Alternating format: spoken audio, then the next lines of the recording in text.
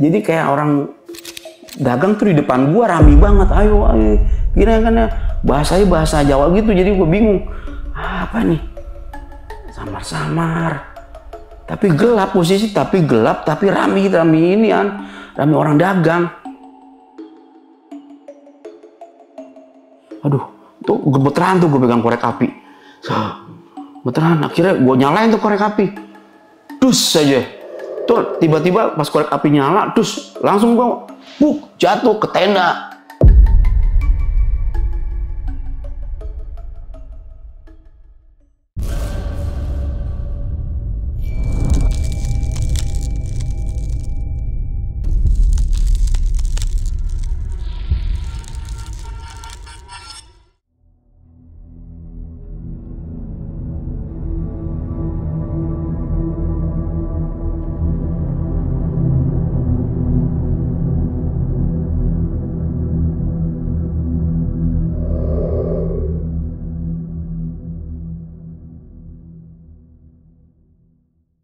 Assalamualaikum warahmatullahi wabarakatuh. Balik lagi nih di Besok Pagi. Kali ini bareng gue Bang Mange, pria gemoy tanpa bahan pengawet. Siapa yang tak kenal dengan Gunung Semeru? Gunung paling tertinggi di Pulau Jawa ini memang terkenal akan keindahannya. Namun di balik sebuah keindahannya tersimpan juga nih sejuta misteri di dalamnya. Baik itu di kalangan para pendaki ataupun masyarakat sekitar. Dan pada malam kali ini gue udah berhasil menghadirkan salah satu narasumber yang mempunyai kisah horor ketika melakukan pendakiannya ke Gunung Semeru. Itu pada tahun 2002. Wah, cukup lama juga nih. Dan banyak banget kejanggalan-kejanggalan. Salah satunya adalah sempat memasuki pasar setan Gunung Semeru.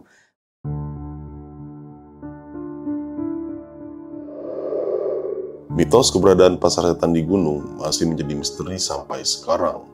Akan tetapi, mitos pasar setan sudah diyakini sejak dulu, terutama oleh mereka yang suka mendaki gunung, bahkan warga lokal yang berada di sekitaran lereng gunung. Konon, barang yang diperjualbelikan di pasar setan berupa tanah, dedaunan, dan sejenisnya.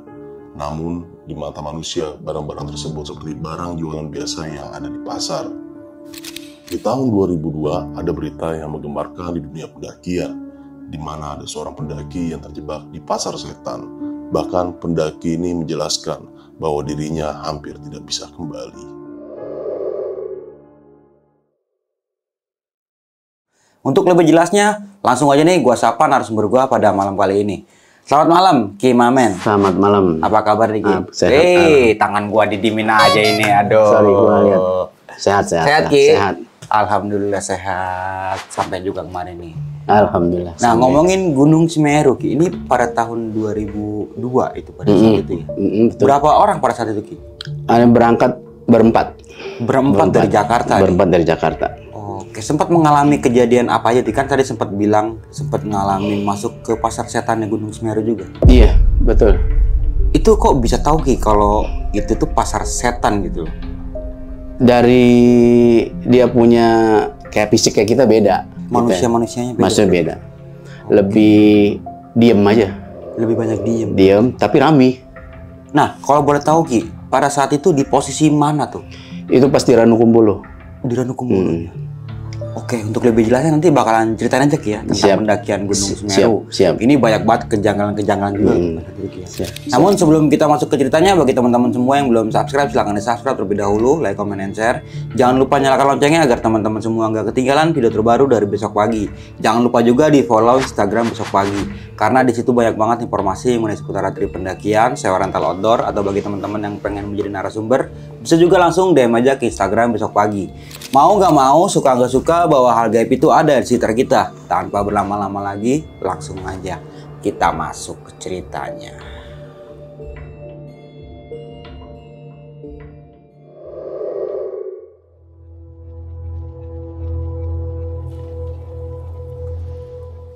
Orangnya jika tidak siap. Oke, Ki Mamen, bisa diceritain nggak nih tentang pendakian Gunung Semeru ya? Itu pada tahun 2002. Silakan, Ki. Jadi awal cerita ini gue kisahkan, gue itu lulusan, nganggur lah. Baru lulus terus nganggur gitu? Nganggur, kerja, nganggur. Kita kayak biasa anak-anak di kampung, kumpul-kumpul, awal-awal kumpul. di rumah biasa. Terus ya kita ngobrol-ngobrol, punya rencana. Ya emang awalnya kita memang suka nenek gunung emang. Cuman awal di sini pas kita mau nentuin satu tempat, awalnya sih emang agak berat. Soalnya ini mainnya Jawa Timur. Biasanya kan mainnya Jawa Barat, deket-deket. Jadi perhitungannya emang harus matang gitu kan, dari masalah budget ya semuanya, harus fisik juga apa kan. Dari situ kita kumpul-kumpul, kita punya rencana, akhirnya deal kita berangkat.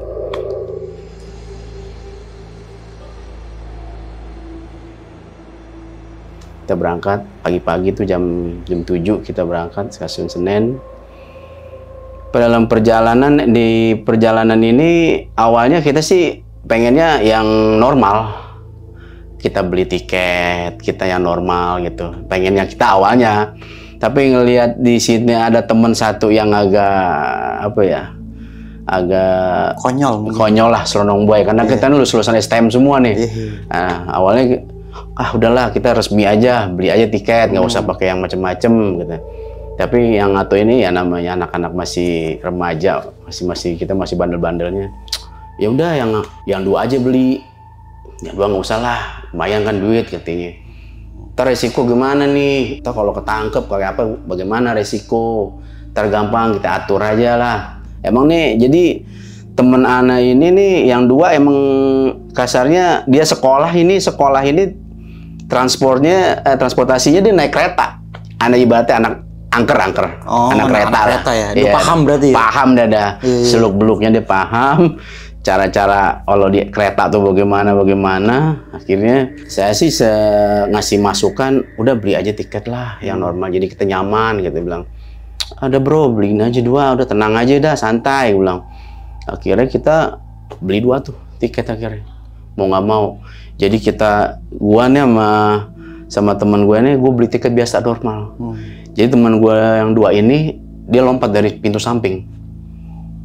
Dari Jatinegara itu dulu nih, Jatinegara itu banyak celah-celah buat kasarnya, buat penumpang-penumpang yang bandel-bandel lah kasarnya. Dulu ada. Oh sekarang mungkin udah rapi banget dah. Jadi itu 2 nyelip masuk dari samping tembok. Jadi dia kereta ini kita janjian nih, udah jauh dari jarak berapa kita ketemu. Karena kalau kita udah masuk ke situ kita udah aman dah. Udah lepas, udah aman, udah nggak pemeriksaan. Soalnya dulu tiketnya masih tiket yang jadul tuh. Yang model kartu, model kartu yang dicekrek, ya, yang model gitu modelnya tuh. Akhirnya berhasil tuh kita masuk, ketemu dah tuh, normal. Cuman temen Ani ini emang triknya emang jago banget. Keril semua dimasukin di bawah bangku itu masih yang berempat-empat gitu, panjang tuh, 4 panjang. Jadi kita masukin penumpang orang-orang lain yang kita nggak kenal, kita pura-pura masukin situ aja. Jadi masukin barang ya?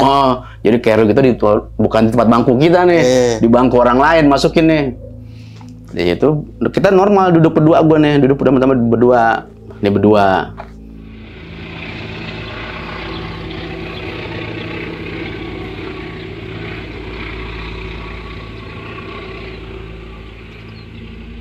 Akhirnya dia punya ide.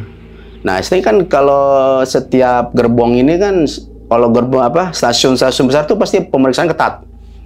Pemeriksaan itu ketat sekali. Kayak di Cirebon, kayak di Semarang, pas Semarang Poncol itu ketat banget tuh, ketat bener. Ide teman Ana ini pinter juga nih. Jadi dia pura-pura jual aqua sama jual koran. Buat ngindarin pengecekan tiket. Jadi dalam situasi sini nih pada jago-jago juga nih teman-teman gue nih, emang anak-anak kereta. Gue kan sekolah naik bis, gue nggak paham kereta, bandel-bandel ini kereta. Jago-jago, udah lo diem aja udah sini. Ntar kalau ada tiket lo kasih aja udah. Jadi deh teman gue nih diri udah yang ya kasarnya kayak orang panik juga, bagaimana bingung. Jadi mundar-mandir ngeliat dari gerbong sono ujung, wah masih jauh petugas. Ntar kalau udah deket dia jalan ke gerbong belakang lagi. Jadi kayak kucing-kucingan, kucing-kucingan. Nah, udah hampir situ pada kucing-kucingan. Terakhir tuh lama dia berhenti di Cirebon. Cirebon tuh berhenti lama banget tuh, kereta lama banget tuh. Pengecekannya ketat banget tuh. Itu ketat banget tuh, ketat. Jadi gua tetap di standby di kereta berdua. Teman gue ini lompat dari stasiun untuk menghindarin petugas. Jadi dia petugas ke sini, dia ke depan. Petugas sini, dia ke sini. Jadi paling puter-puteran aja tuh. Akhirnya ya gua sejak kejadian itu ya udah gue deg-degan. Gue dalam perjalanan kita mau liburan kasarnya jadi begini nih gue bilang. Awal-awalnya briefing nggak kayak gitu-gitu kan, awalnya resmi aja udah gini lah, yang aman-aman aja lah. Tapi di kondisi pas di hari di tempat, aduh kacau berantakan. Sampailah kita akhirnya nih di stasiun. Jadi gue tuh di Pasar Turi, gue turun, selamat, gue selamat, teman gue selamat, udah tuh akhirnya gue ketemuan, janjian. Karena posisi malam, gue masih bingung ini mau ke tempat tujuan. Akhirnya gue bermalam dulu. Niatnya besok pagi aja dah gue berangkat. Udah kita nongkrongnya sini lah sampai besok pagi. Karena gue nanya angkot yang mau ke arah yang mau ke penyewaan jeep ini yang ke atas. Katanya kalau malam kagak ada bang. Paling besok pagi bang, ada jam 5. Kalau mau di sini aja dulu istirahat, insya Allah aman. Gua izin tuh sama dari pihak kereta. Gue izin di situ, gue tidur di situ, gue izin. Akhirnya pas menjelang pagi, gue baru di situ gue siap-siap. Akhirnya gue berangkat ya tuh, udah ketemu angkotnya. Sampailah perjalanan di situ, gue jalan setar gue dari pagi lagi dari stasiun. Gue ke tempat penyewaan jeep ini, ke Cahendra kalau nggak salah. Cahendra apa Cahendra gue lupa lagi tuh. Jadi gue istirahat lagi di tempat penyewaan jeep itu. Jadi gue istirahat di rumahnya di si penyewa yang jeep ini. Gue istirahat. Gue beres-beres lagi tuh akhirnya.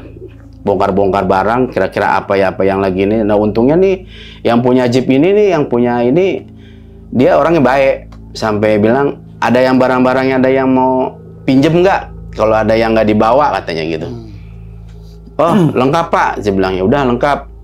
Oh ya udah, ketika gue beres-beres di situ, mandi lah apalah beres-beres. Enak tempatnya sebenarnya situ. Penyewaan jeep itu gue sistemnya borongan buat naik ke atas, lewatin jalur Bromo Tengger itu kan.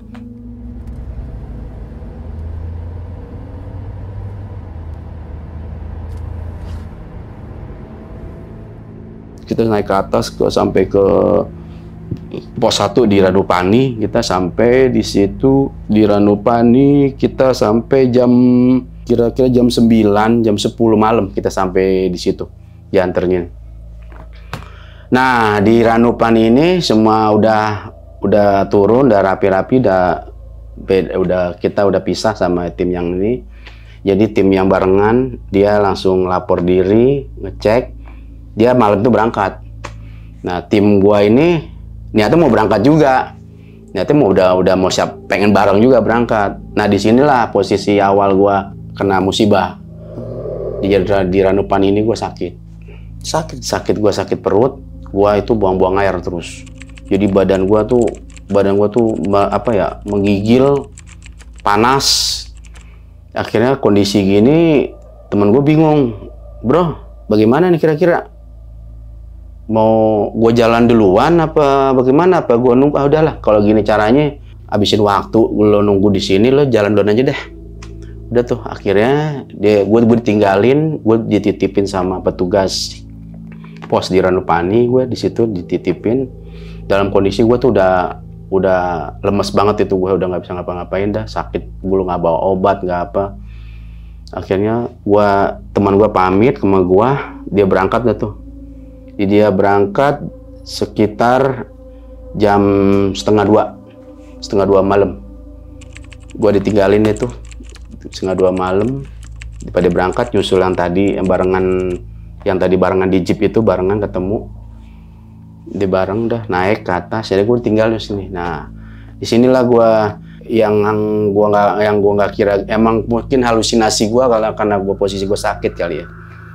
Akhirnya gue bermalam di situ, teman gue udah berangkat, gue bingung, gue sendirian di situ. Gue pikir ini pos Ranupani, gue bakal ada temen, ada penjaga. Jadi gue ngerasa gue nyaman di sini. Gue kalau ada apa-apa butuh, gue bisa minta apa-apa pasti gue tolongin. Gue pikir, Tapi menjelang jam berapa, jam 3-an apa, jam 3 itu gua mules tuh.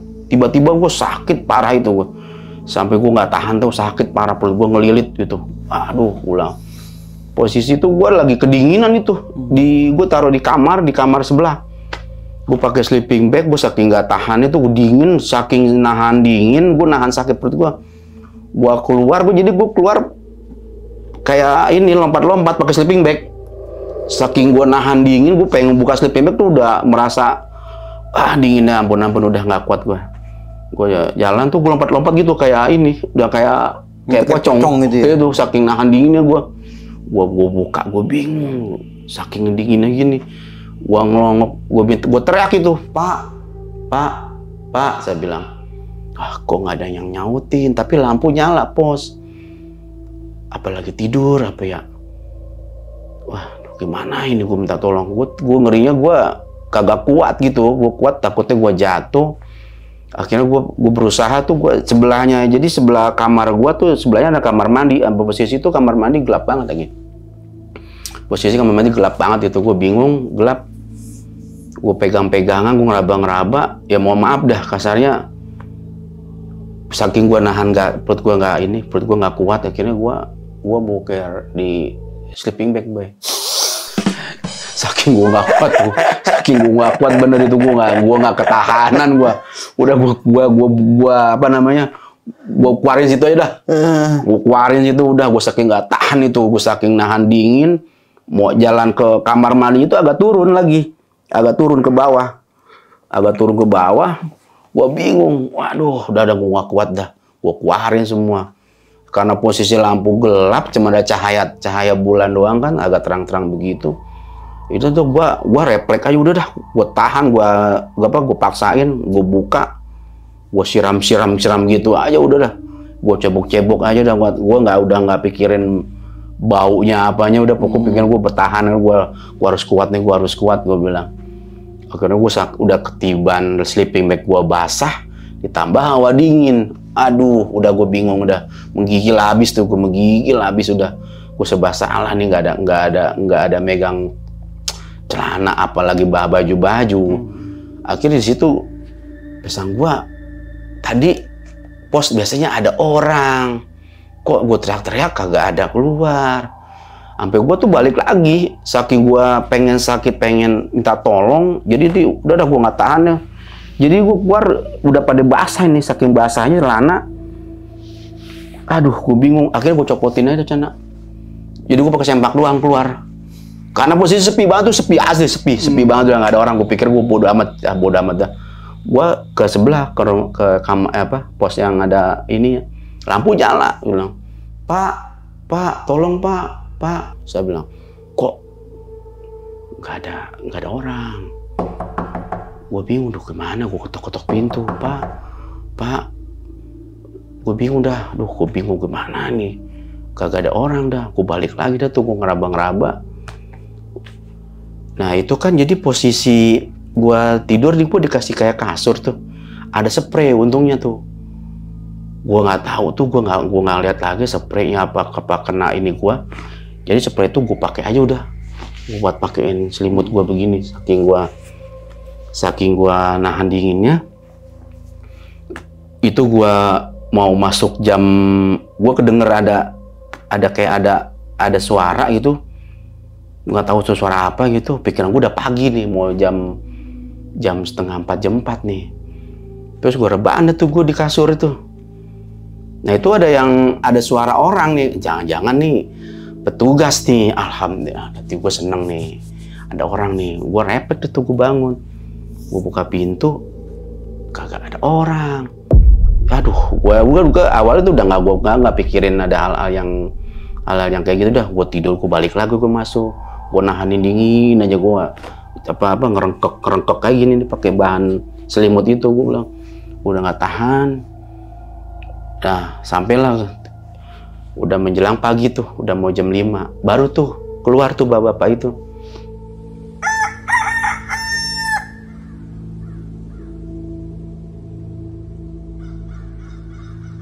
Akhirnya di situ udah tuh gua dikasih pagi, udah menjelang pagi gue dikasih makan, dibikinin teh, dibikinin kayak jamu kayak ramuan itu. Terus gue dikasih kayak jadam, kayak obat jadam warnanya hitam-hitam. Hitam-hitam itu, coba dek minum ini aja dek katanya, mudah-mudahan sehat katanya.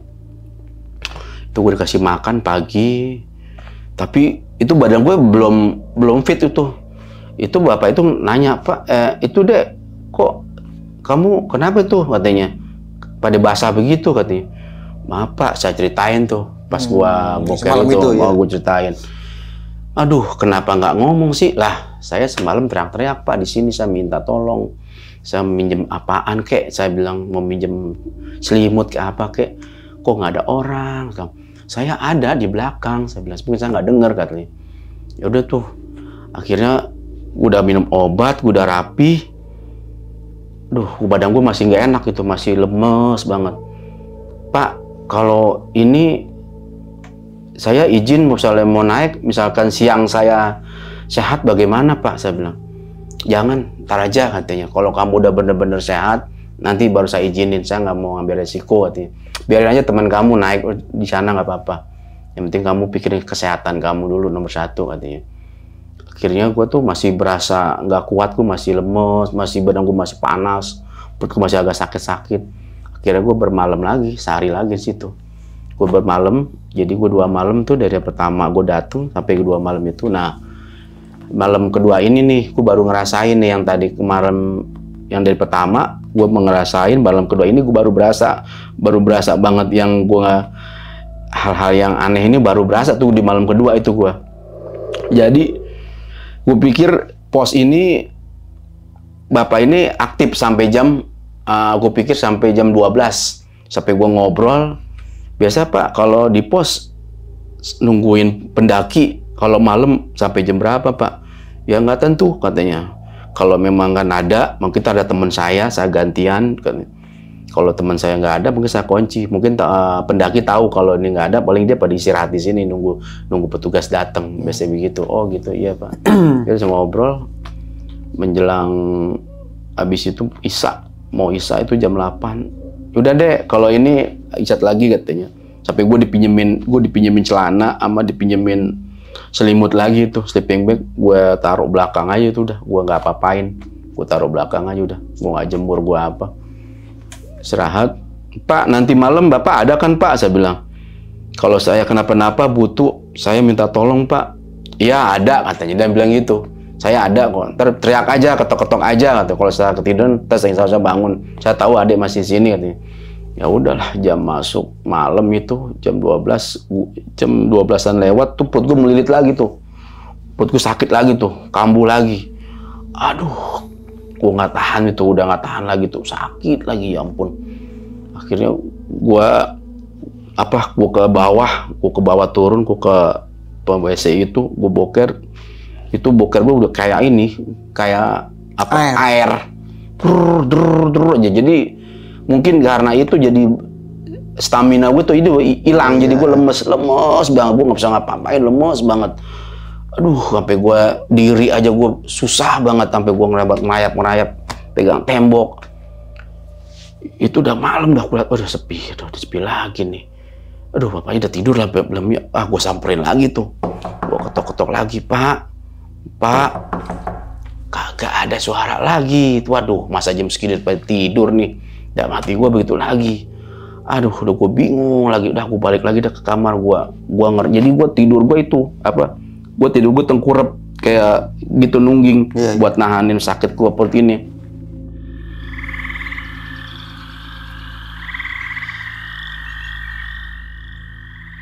Jam 1 itu gue agak tidur gitu, gue sakit nahan, gue tidur gitu aja, gue ngerasain. Jam 1 ada ngetok pintu. Nah, dalam hati gue tenang nih, ada si bapak kali ini dalam hati gue buka. Tapi gue bingungnya teman ngetok doang, gak ngomong dek, cuman tok gitu doang. Aduh, seneng nih ada orang, ada bapak bangun balik. Sampai gue ngomong, ya Pak, tunggu Pak, sebentar Pak, saya lagi nahanin perut saya bilang gitu. Udah gue bangun, gue pelan-pelan, gue buka pintu, gak ada orang. badan gue sampai merinding. Gue, aduh, tahu udah tambah hawa dingin, tambah ekstrim begini lagi. Aduh. Tapi itu gue nggak kepikiran untuk yang apa ya? Nggak kepikiran yang serem-serem begitu gue, setan apa-apa. Karena gue udah nggak pikiran gue mikirin perut gue doang awalnya itu. Sakit gitu. Gue balik lagi. Tadi siapa yang ngetok-ngetok nanti gue? Udah tuh akhirnya gue balik lagi, masuk jam, gue lihat jam di handphone jam 2, setengah 3. Aduh, cepet pagi kayak ini badan gue udah bener-bener sakit banget. Nah akhirnya jam setengah 3 gue beraniin diri lagi dah, gue keluar lagi, gue teriak-teriak lagi tuh, Pak. Udah itu gue asli bener sakit gue parah banget itu, asli parah banget. Gue teriak lagi, sampai gue teriak gitu, Pak, gedor. Kagak keluar juga. Aduh, akhirnya gue lemes, gue duduk di depan terasnya itu, gue duduk begini aja udah, saking nggak ini lagi dah. Gue duduk, gue udah nggak kepikiran, gue nahanin perut gue sampai nahanin begini. Terus gue nggak ngeh bagaimana tuh dari bawah yang tempat kamar gue WC itu, tiba-tiba ada bapak keluar dari WC. Nah, tapi gue sih pikiran gue nggak pikiran siapa ini, gue pikir petugas kali. Pas mungkin selingan itu dia ke bawah kali, tapi gue nggak dengar suaranya. Kalau dia lewat, gue dengar suara sendalnya pasti kedengeran di pas lewat posisi gue tidur situ. Naik dia dari atas, tuk. Nah negor, gue pikir orang bener, orang negor gue. Ngapain? Nah, kok nanya ngapain? Lah ini Pak, sakit lagi perut saya. Gue ceritain, gue pikir dia ini petugas kan, tahu kondisi gue di sini. Gue lagi nginep udah 2 hari. Kok dia pakai nanya gue ngapain? Gue bilang, Pak, saya ketok-ketok pintu. Saya bilang, saya mau minta obat lagi. Saya bilang, perut saya sakit. Saya bilang, tuh gue nggak kepikiran tuh orang siapa, apa petugas ini. Gue nggak, jangan duduk di situ. Kalau ini masuk aja ke kamar. Tapi dia nggak ngomong. Gue minta tolong obat, kok dia malah nyuruh gue masuk kamar.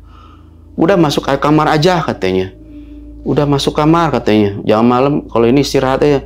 Saya perutnya sakit, saya mau minta obat, saya bilang gitu. Iya udah masuk kamar aja dulu nanti, katanya.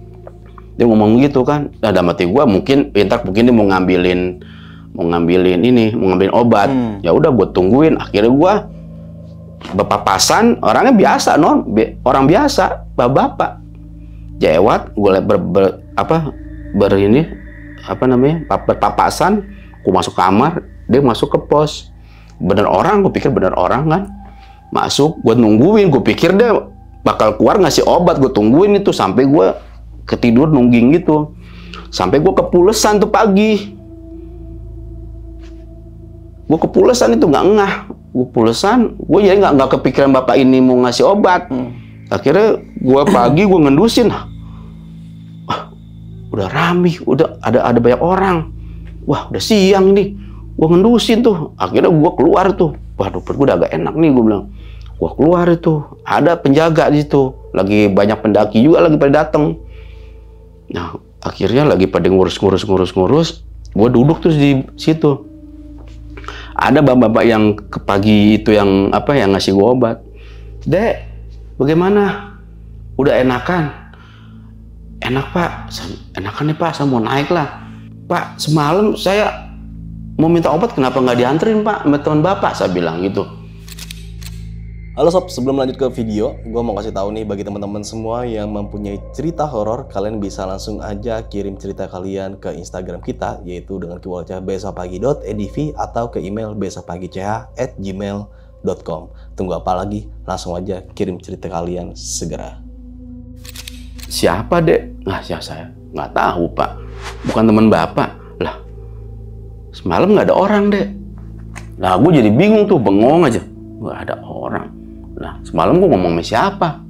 Saya bilang, semalam Pak, saya keluar ke sini, ke sini saya teriak-teriak mau minta obat. Saya duduk di depan teras begini, saya lagi duduk. Tiba-tiba dari kamar mandi ada bapak-bapak negor saya disuruh masuk kamar. Udah nanti aja katanya.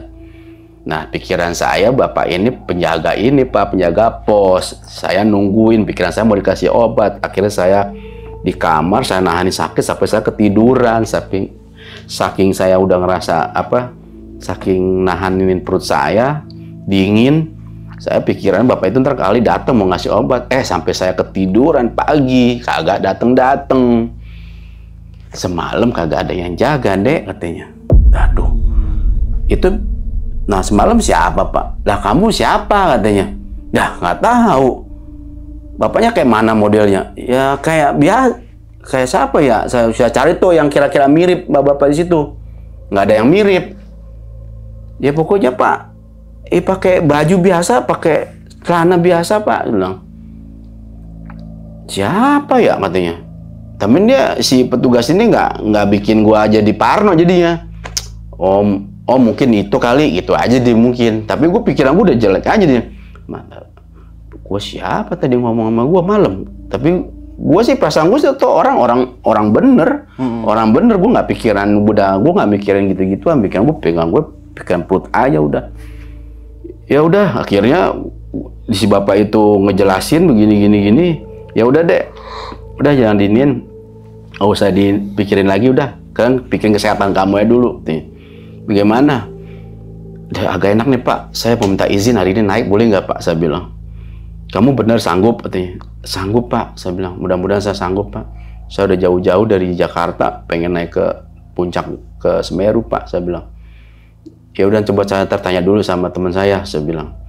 Saya coba ini lagi, coba minta data kamu, katanya. Minta data gua kan. Sama laporan yang pertama temen gua dimasukin.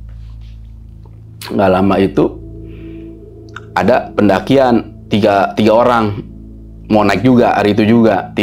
Itu anak Bekasi, masih ingat banget tuh, anak Bekasi 3 mau naik.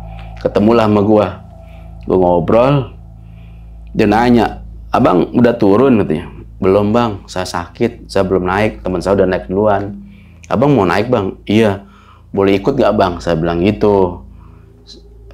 Ketemuan sama teman saya mungkin lagi kalau nggak di Ranukumbolo, kalau nggak di Kalimati kali, Bang. Janjian di situ nungguin saya, katanya. Ya kalau mau bareng ya ayo, saya nggak apa-apa. Tapi kondisi saya masih lemes nih, Bang, saya habis sakit. Ya udah nggak apa-apa, pelan-pelan aja, santai aja. Ntar sama teman saya di belakang biar ngedampingin kalau abang kenapa-napa ntar bisa tolongin. Oh ya udah dah. Akhirnya gue izin tuh sama petugas.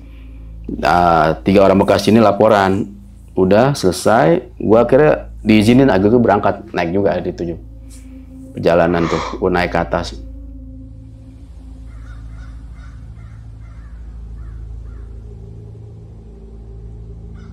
Gue jalan start jam 8 tuh, gue beres-beres semua tuh, gue beres-beres jam 8, gue persiapan, gue dikasih izin, gue bareng sama anak Bekasi 3 orang, jadi gue berempat jalan ke atas.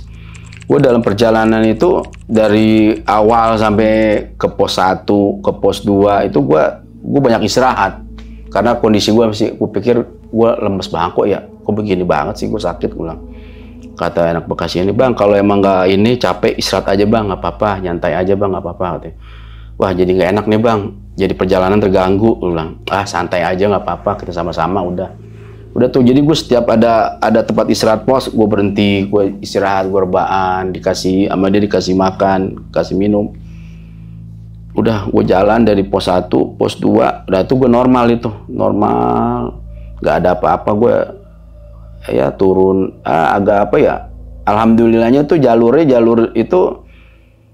enak, landai, nggak banyak trek-treknya gitu kan. Nggak terlalu treknya, nggak terlalu banyak, jadi gue masih bisa, kadang gue masih bisa pegang-pegangan dalam kondisi gue lemah.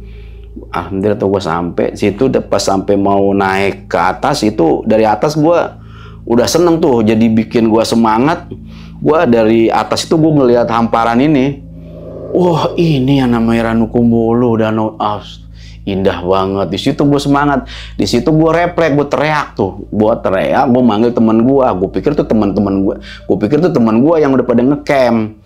Woi, gue nyampe, gue bilang itu kan, gue sampai nih, gue bilang. Tapi kok dia pada nggak nyautin?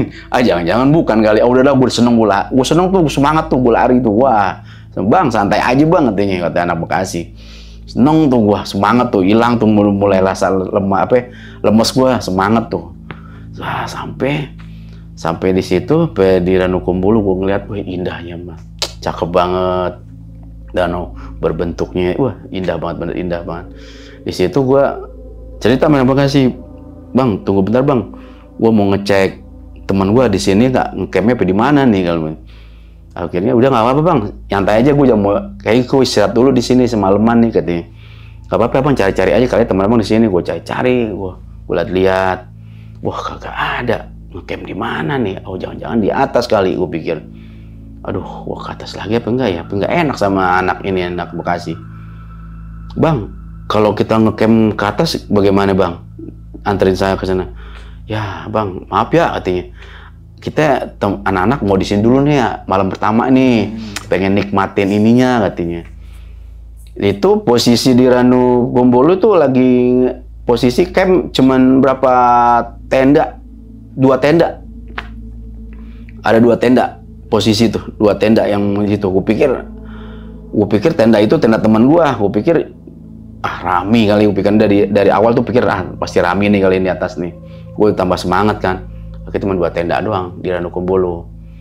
Akhirnya gue bingung nih, gue harus bagaimana nih, harus gue nyamperin bagaimana, temen dia nggak mau nemenin. Sorry ya Bang, gue harus bangun tenda di sini, mana sama tim gue. Kalau Abang mau mau di sini istirahat sama saya oke, dia bilang. Kalau Abang mau ke sana sampai sore, paling saya anterin aja deh Bang, saya bilang. Gimana Bang, enaknya bagaimana katanya. Tapi ntar kita pasti ke atas juga Bang, bareng sama saya. Kita pasti ketemu kok sama temen Abang katanya, ntar yang di sana pasti ketemu. Saya pasti katanya gitu. Kira gue pikir-pikir, itu udah masuk jam, gua udah sampai sore dah tuh, udah mau sore jam 5:30 apa ya, sampai di atas tuh karena seharusnya dia punya target tuh dia sampai situ jam 3-an dia. Jadi dia bisa nikmatin inian, suasana ini ya, nikmatin.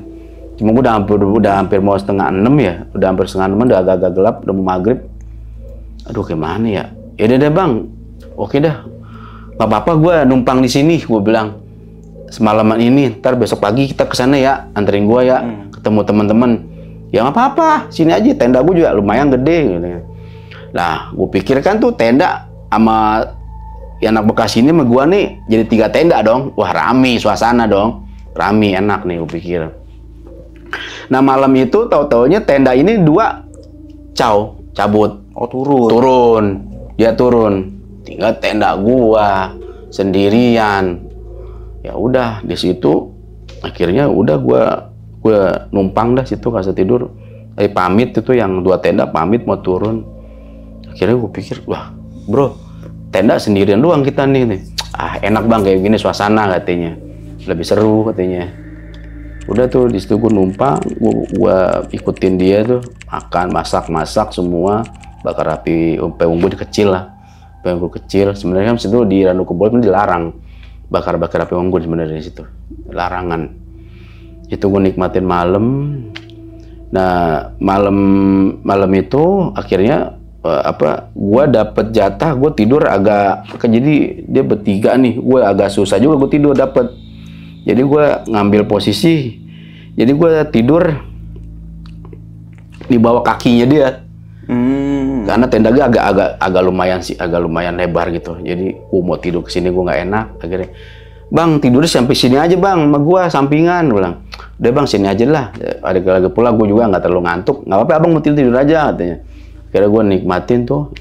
Gue lagi ngobrol-ngobrol. Akhirnya temen satu tidur. Temen gue berdua tuh masih satu berdua. Gue lagi ngobrol, ngopi, ngerokok. Akhirnya, nah di situ temen yang satu ngerasa yang anak Bekasi ini, Bang, gue ngantuk banget Bang, katanya. Lu nggak apa-apa, gue tinggalin.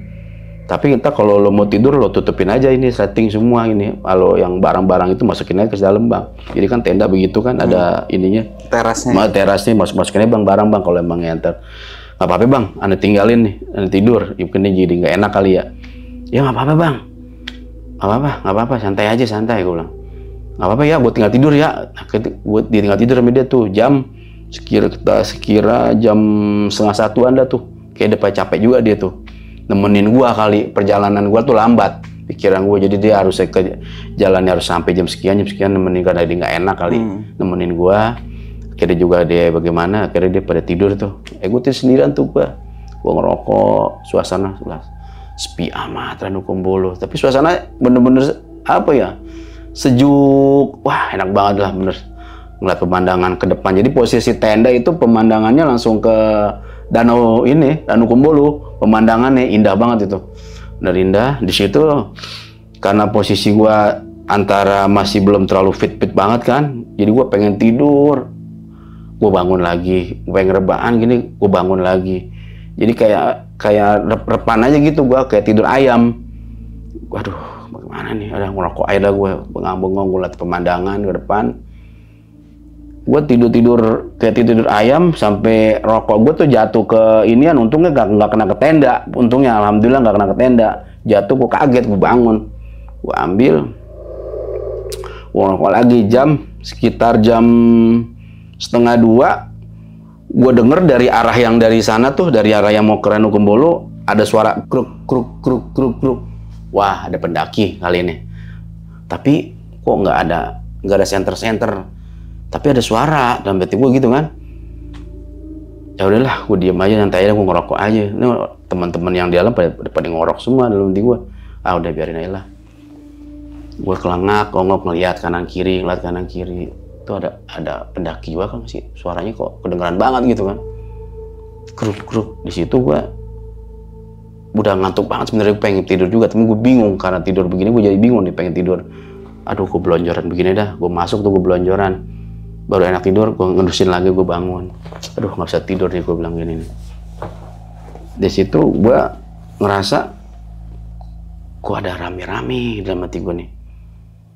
Apa jangan-jangan pendaki kali? Dari itu kan di Ranu Kumbolo itu ada dua jalur kan, yang bisa dari jalur yang Lumajang itu bisa tembusnya langsung ke Ranu Kumbolo kan, sama Ranupani bisa ke situ kan. Gue pikir dari arah belakang yang gue bilang itu dibilang Tanjakan Cinta gitu kan, posisinya kan berbentuknya begitu kan. Gue pikir orang dari situ rame. Gue keluar, gue pikir orang rame kali, pendaki kali ini.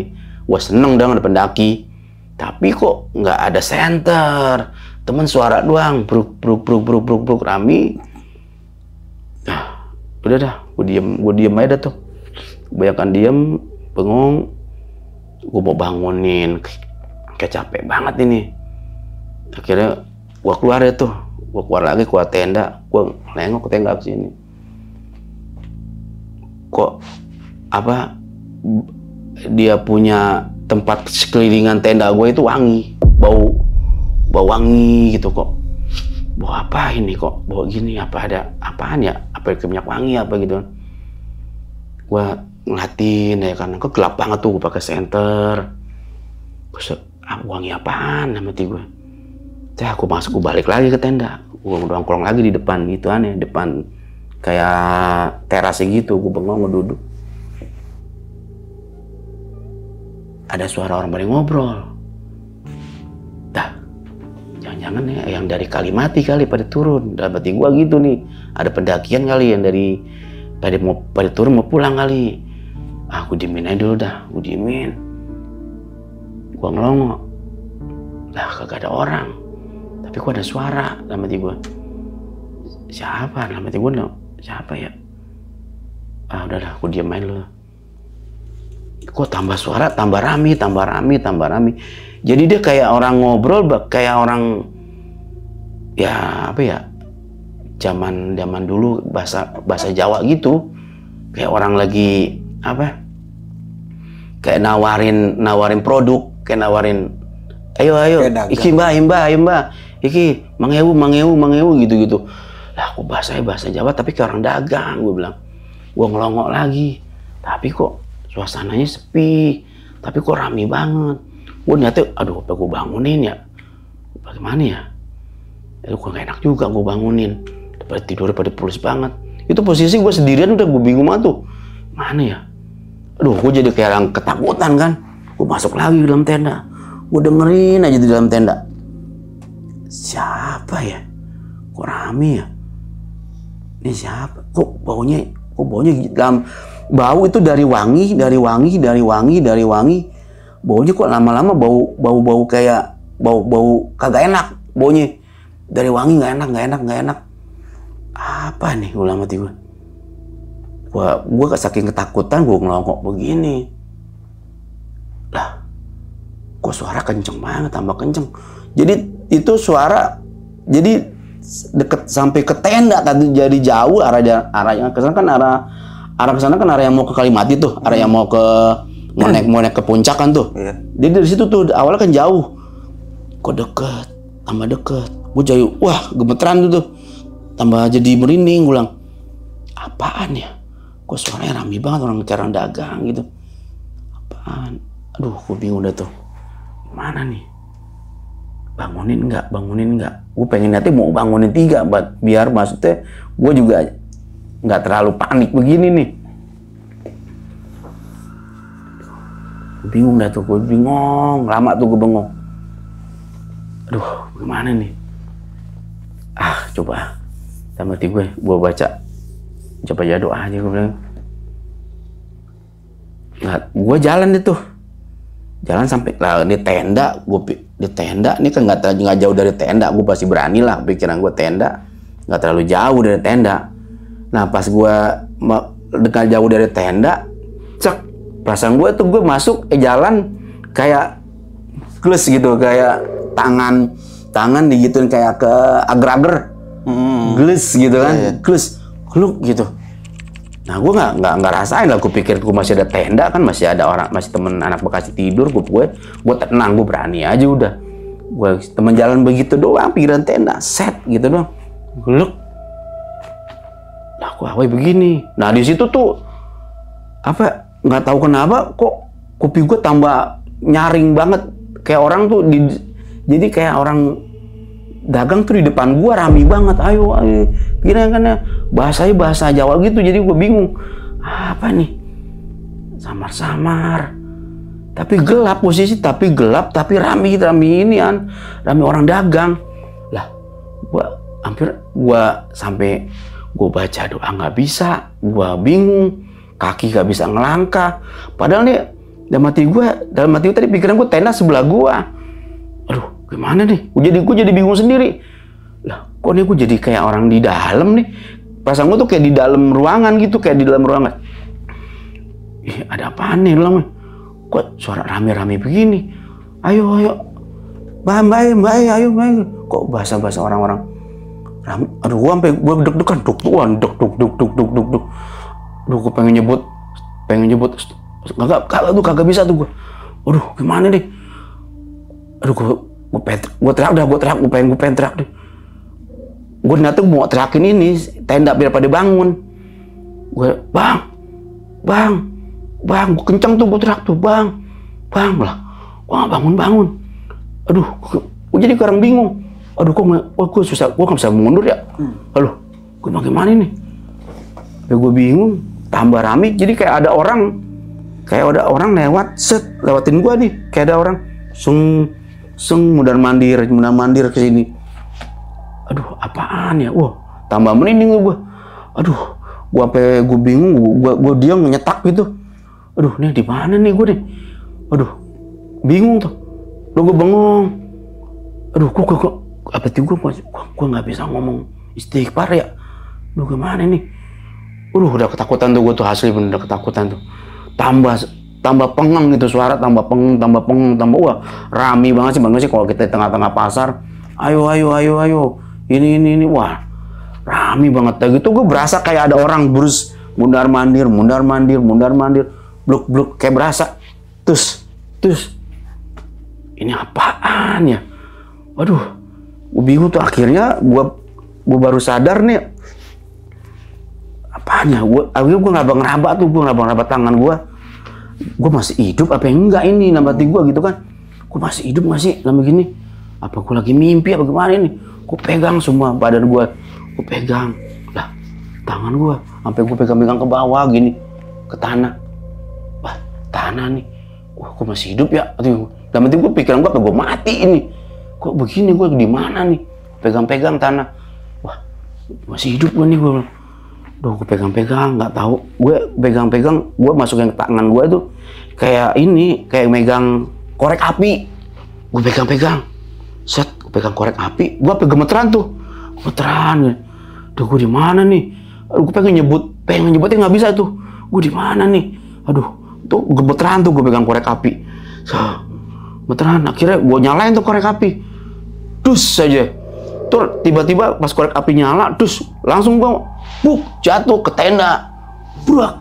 Yang orang yang lagi tidur bangun. Kaget dia, keluar. Lah, bang, lu kenapa bang? Waduh, gue masih hidup ya? Ulang. Lah kenapa lu? Katanya. Gue nggak tahu nih. Kok jadi begini gue katanya. Sini. Lu kenapa lu? Nggak tahu gue. Bingung gue. Jadi karang linglung tuh gue. Karang linglung. Itulah sebabnya gue karena gue main nyalain api, terus tiba-tiba gue langsung kayak keluar begitu, jatuh ke tenda lah. Gue nggak jauh dari tenda kok. Pikiran gue jatuh, bangun itu tenda kan sampai itu kan akhirnya hampir kayak doyong gitu. Untungnya dia punya frame gitu ya, untung nggak patah untung itu. Bangun tuh dia kaget, lihat gue pada bang lu kenapa bang? Sini bang. Gue bengong nggak bisa ngapa-ngapain. Sini bang, masuk bang katanya. Lu kenapa lu? Gue nggak bisa. Emang gue kenapa katanya? Nah lu kenapa lu?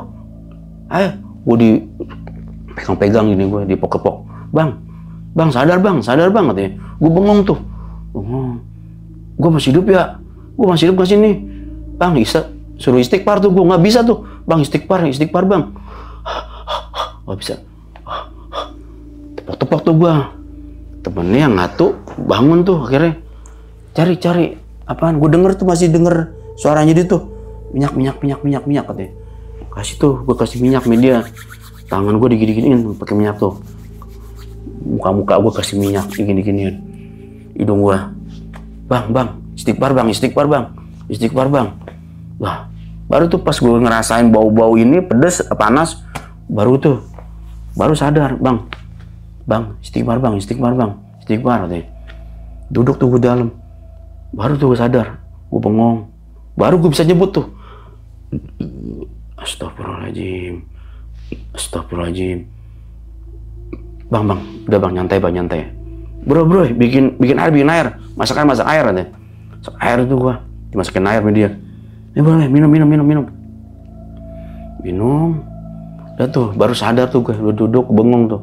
Bang, lo kenapa tuh? Tegur tuh gue anak itu.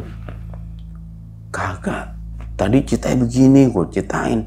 Ntar bang. Udah lu istirahat dulu dah. Bre, bikin makanan. Akhirnya tuh dimasakin gue tuh. Itu udah jam berapa ya? Udah jam 3 lah tuh. Udah kayaknya udah mau suasana udah ngelihat kayak apa?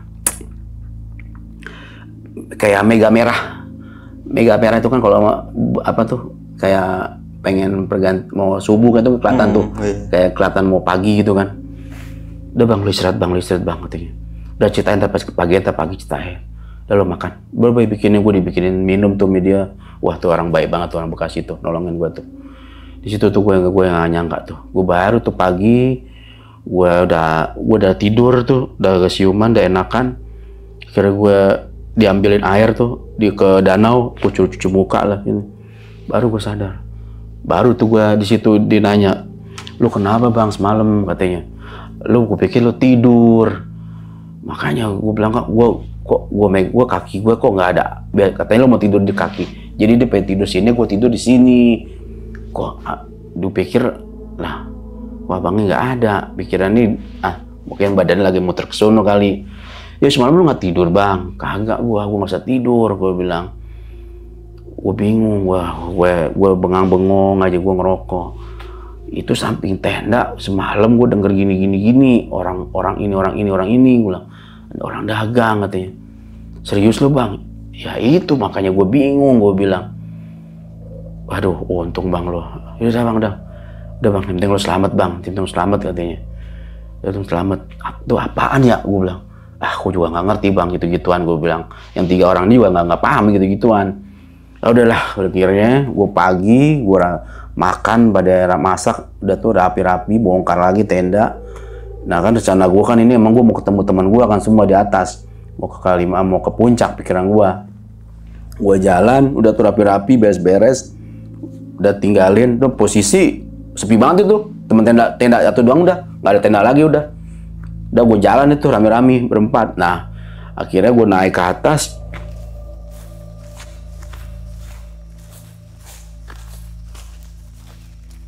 nggak jauh ada orang lewat jauh, jangan-jangan teman gue, bang, tuh jangan-jangan teman lu tuh bang tuh, kelihatan dari jauh tuh turun tuh, itu bukan, lu nggak tahu dah, dia samperin aja, jalan deh tuh gue nyamperin, ya bener teman gue, kaget deh gue bilang, kan dulu gue kalau gue di kampung gue dipanggilnya Yongkru, kru, sehat lu katanya, sampai juga lu sampai sini katanya. Gue pikir lu nggak bakal naik lu, gue bilang.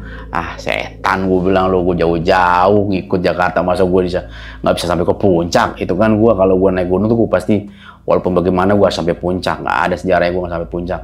Biar kata gue sendiri kayak berdua, penting gue sampai puncak gitu aja pikiran gue. Itu kan ibaratnya tujuan gue, impian gue itu naik gunung pasti gue puncak. Ngapain jauh-jauh gue cuma sampai di bawah doang nikmatin itu doang, nggak mau gue bilang. Udah tuh gue ketemu sama temen gue tanya, lu udah naik ke atas semua? Udahlah, nih gue mau ntar lu kalau gini aja dah, lu naik nih, gue kata nih gue kenalin nih, gue bilang gue bareng sama dia pada nih anak Bekasi. Akhirnya kenalan lu bagaimana nih, gue mau tunggu di sini apa tunggu di Ranukumbo lu naik dulu ke puncak dah, gue bilang. Ya Rin, biar lu puasin katanya. Ya udah dah, oke deh bang, bagaimana ya gue naik Bekasi bang, kita mau naik ke puncak bang. Ya udah kita naik aja yuk katanya. Bang kuat kan? Kuat. Ayo udah. Ya udah ya, gue tunggu di bawah ya, gue tunggu di situ ya katanya. Ya udah oke dah, ditungguin itu. Udah tuh gue naik tuh berempat tuh sama itu. Nah jadi pas mau naik ke puncak itu gue lihat kanan kiri tuh ini dulu tahun situ banyak makam, gue nggak tahu deh kalau sekarang. Pas mau naik puncak banyak makam tuh, ada nisan-nisan.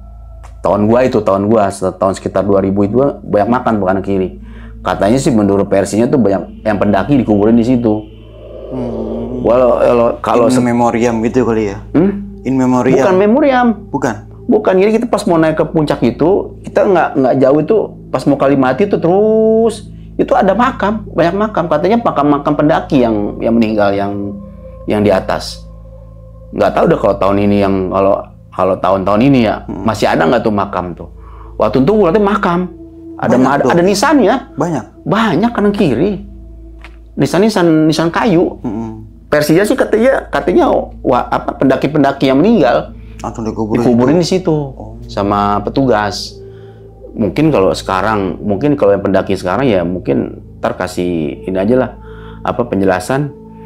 Gue juga nggak ngeh tuh, gue naik tuh ke atas, jadi gue sampai tuh ke puncak. Akhirnya gue naik sampai ke puncak, di situ gue kenang-kenangan itu, gue di atas tau-taunya ketemu, nggak tahu tuh dia naik dari mana, gue ketemu sama bule Itali, dia solo hiking sendiri, asli dia nggak bawa tenda, cuma bawa tas kecil doang. Itu ada dokumentasinya, gue foto berdua sama dia di puncak sama dia. Untungnya dia bisa bahasa Indonesia. Walaupun bahasa Indonesia agak kurang, agak belepetan dikit. Mister siapa lupa namanya gue tuh, Mister siapa. Gue kenang-kenang sama dia tuh di atas puncak Semeru tuh. Momen-momennya gue nungguin asap yang pus itu, yang setiap per 20 menit itu tuh. Jadi kayak ada getaran tuh di atas puncak. Kayak pesawat gitu kan. Itu momen-momen gue pengen foto tuh. Keluar tuh asap tuh ngumpul. Nah itu momen di Semeru ya, itu yang gue cari itu. Nggak ada yang lain, itu doang momen yang gue pengen cari. Momen foto keluar asap itu dari atas puncak gunung itu. Itu kalau gue pikir-pikir nih, kalau gue pikir-pikir tuh kayak gunung mau meletus kan. Tapi di situ banyak pendaki yang paling yang paling dicari ya itu dia tuh, momen-momen itu. Yang kata orang sih emang katanya bahaya, ada gas beracun lah, apalah di situ lah, gue nggak paham lah.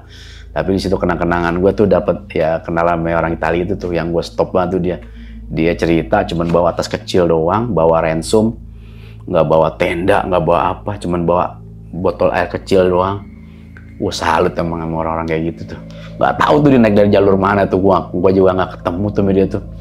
Di atas tuh sendirian sendirian gue foto tuh, kenang-kenangan dokumentasi gue ada tuh. Gue masih jadul-jadulnya tuh, masih ini. Akhirnya gue udah selesai ke atas, gue turun lagi ke bawah, ketemulah teman-teman gue lagi di Ranukumbolo ini. Akhirnya gue kenal-kenalan tuh, tambah persaudaraan sama anak Bekasi.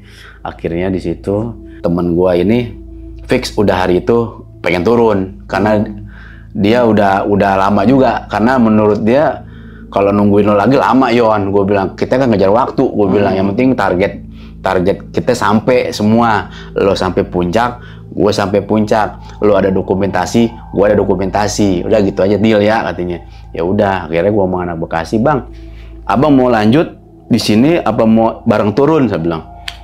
Bagaimana tuh akhirnya dia nggak tahu ini rembukan, mungkin nggak tahu deh bang, nggak apa-apa sih, tinggal aja bang katanya. Abang kalau mau cabut sekarang nggak apa-apa, ya udah oke deh bang, mungkin ntar saya antaran aja kali itu. Akhirnya gue pamit di situ, gue terima kasih itu sama anak Bekasi itu, gue bisa sampai tujuan gue dengan selamat, gue bisa nikmatin puncak Semeru yang begitu indah itu, bener-bener indah. Posisi waktu itu apa ya, Kalimati itu habis kebakaran posisinya. Gue ada dokumentasi gue tuh. Posisi itu kalau nggak salah habis kebakaran sih, oleh gue lihat rumput-rumputnya itu masih apa? Kayak berasap-asap. Masih panas. Iya, masih asap-asapnya. Itu gue sempat dokumentasiin, gue tuh foto di situ gue di Kalimati itu. Itu yang ya muka gue nggak kelihatan banget itu. Saking hitamnya muka gue. Saking hitamnya muka gue tuh. Saking wah udah berapa ini gue nggak mandi itu, gue cuci muka, pikiran gue udah saking dinginnya. Akhirnya gue cabut ya tuh, udah selesai, gue pamit teman Bekasi, gue terima kasih banget. Akhirnya gue tuker-tukeran ini alamat kalau mau main kapan kesini, kasih nomor handphone, saling buat mempererat persaudaraan kan. Akhirnya udahlah, gue turun, gue nggak cerita nih sama teman-teman gue kejadian di situ nih. Gue cerita, gue turun aja udah, lu jatah di jalan aja deh tuh, tinggal di jalan, lu kemana lu? Gue pikir lu nggak sampai ke sini cerita deh tuh, kita sampai lah di pos, istirahat lagi di pos Ranupani.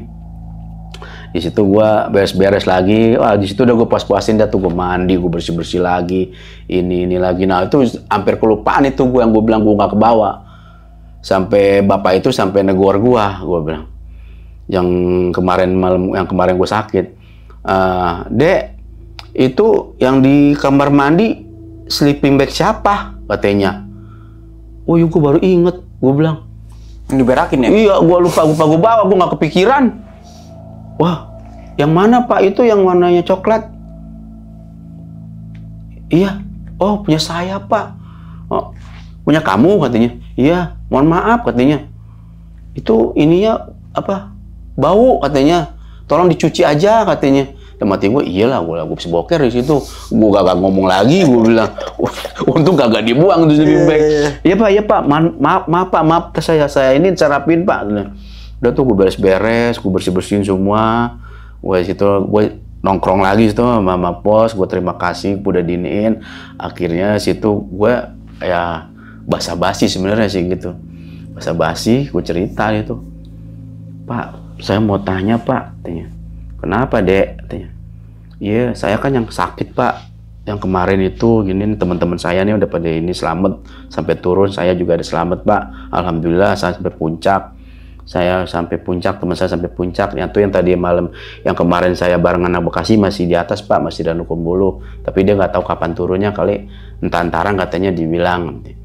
Iya pak, saya mau tanya pak, saya pas kemarin sampai di Ranukumbolo sama anak Bekasi itu pak, kok saya begini pak ya, ada hawa gak enak pak, saya kayak ngedenger suara ini pak, suara orang rami kayak orang dagang pak katanya. Siapa yang ini yang denger, kamu apa yang teman-teman kamu katanya? Saya pak. Dengernya bagaimana?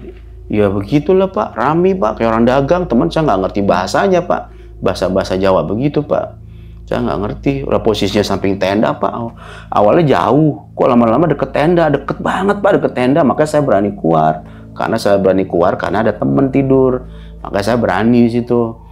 kalau nggak ada temen batu orang mungkin saya nggak berani Pak. Nah itu saya nggak tahu-tahu kok saya kok kayak masuk klub gitu Pak, kayak masuk dunia beda, tapi itu suasananya ya gelap begitu doang, tapi kok di kuping saya tuh kayaknya deket Pak, orang rame gitu Pak katanya. Kamu kan masih, waktu itu kan kamu kondisi masih sakit, masih lemes, maka saya bilang kamu tuh kalau bisa jangan naik katanya. Ya untungnya kamu ngapa-ngapa katanya. Emang apa-apa itu Pak? Ya apa ya? Tapi kamu nggak usah diinin lagi ya katanya. Nggak usah diinin lagi sama yang lain-lain katanya. Iya Pak, udah buat kenang-kenangan kamu katanya gitu. Yang penting kamu selamat. Ya itu inilah katanya pasar setan itu dibilangnya. Tapi untungnya kamu selamat katanya. Kok kamu bisa katanya? Kamu bisa itu katanya, bisa keluar dari situ. Ya itu Pak, saya refleks, saya gemeteran Pak. Saya ngeraba-ngeraba badan saya, kira saya mati Pak. Saya ngeraba-ngeraba badan saya masuk ke kantong-kantong saya ngambil sesuatu aja lah Pak. Yang kira-kira saya bisa gunain lah Pak. Ketemulah saya kayak korek Pak. Saya tiba-tiba tuh kok tahu korek saya gemeteran, saya nyalain Pak. Terus nyala, keluar api terang Pak. Tahu-tahu saya pluk langsung kedorong gitu Pak, langsung jatuh sama. Untung kamu selamat katanya.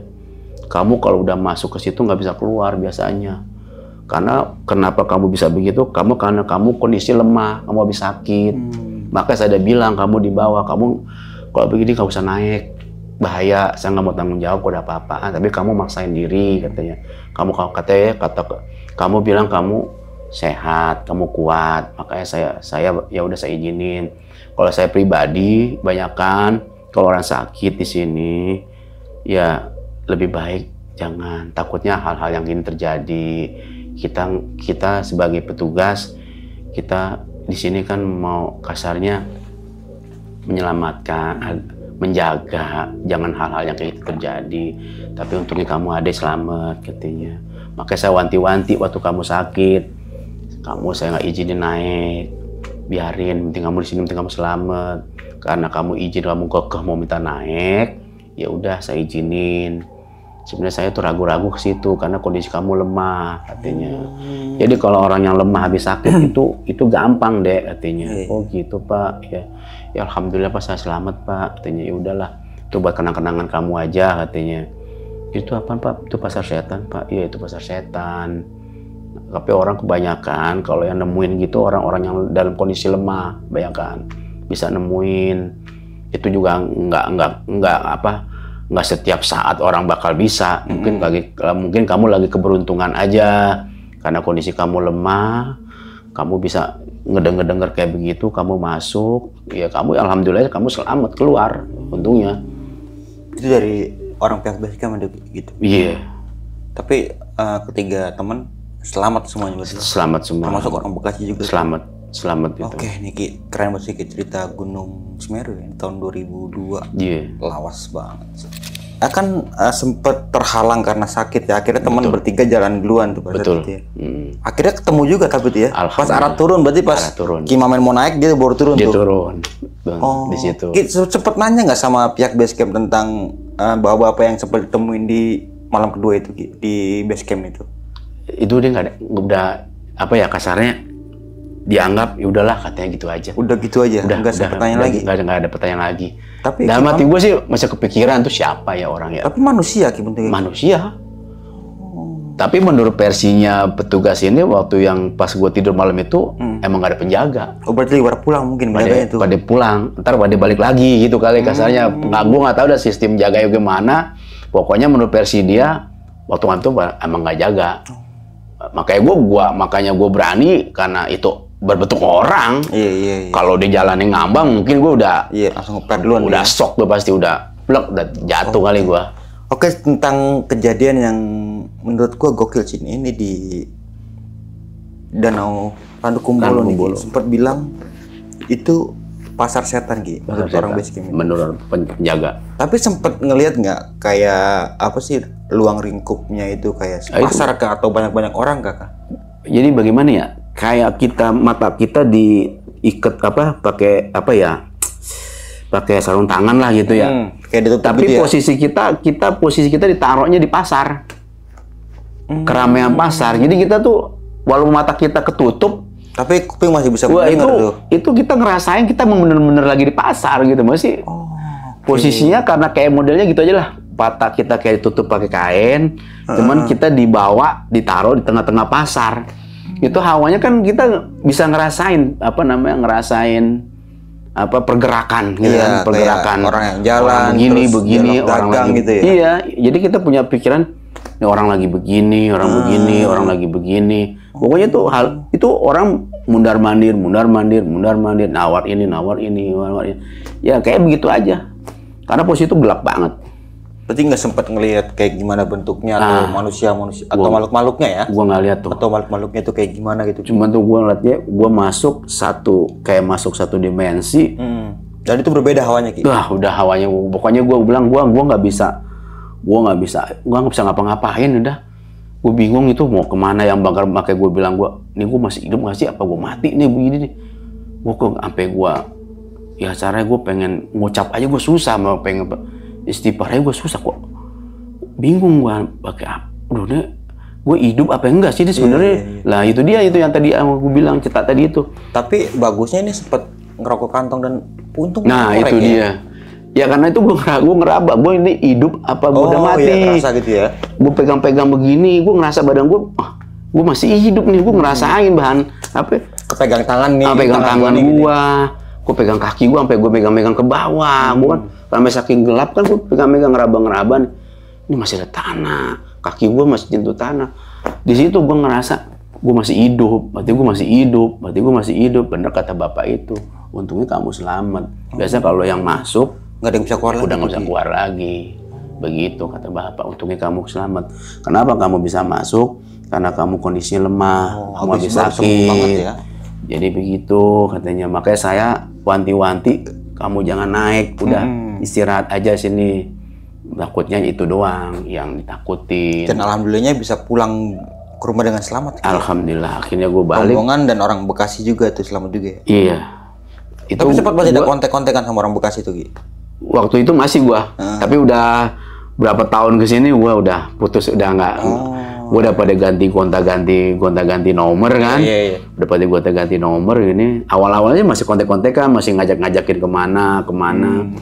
Akhirnya gua cabut itu udah, gua balik normal dah tuh, gua balik nikmatin alam pemandangan sekitarnya. Ya aduh indahnya bukan main bener. Semeru indah banget bener. Indah banget.